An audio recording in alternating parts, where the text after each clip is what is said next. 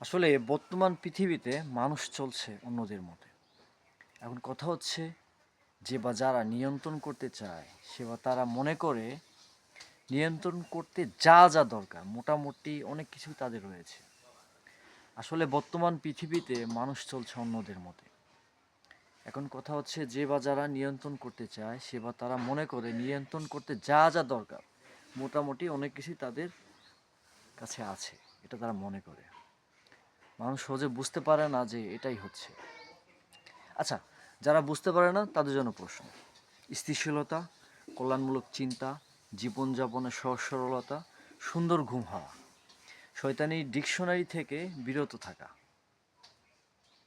নিজ নিজ ধর্ম পালনে নিয়োজিত থাকা,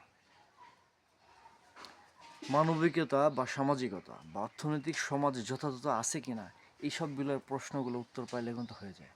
আচ্ছা যাই হোক, এখন সর্বোপরি কথা হচ্ছে তাহলে আমাদের করণীয় কি? করণীয় দুইটা। এক নম্বর হচ্ছে ব্যক্তিগত করণীয়, দুই নম্বর হচ্ছে সমষ্টিগত করণীয়। ব্যক্তিগত করণীয় হচ্ছে সামাজিকতা বা মানবিকতা বা নৈতিকতা অর্জন করা এবং সুন্দর করে গ্রহণ করা অভ্যস্ত হওয়া। আর দ্বিতীয় বিষয়টা হচ্ছে সমষ্টিগত করণীয়, সেটা হচ্ছে সচেতনতা। একজন গুণী লোক বলেছিল, যার নাই হুঁশ সে আবার কিসের মানুষ। তিনি হচ্ছেন আমার নানা মুন্সি হাজী আব্দুল ওয়াজেদ শেখ, যার অর্থ হচ্ছে হিতাহিত জ্ঞান মানুষের থাকতেই হবে। ইসলাম ধর্ম সেই একই কথা বলে যে যার হুঁশ নাই তার জন্য নামাজও ফরজ হয়নি। যাই হোক,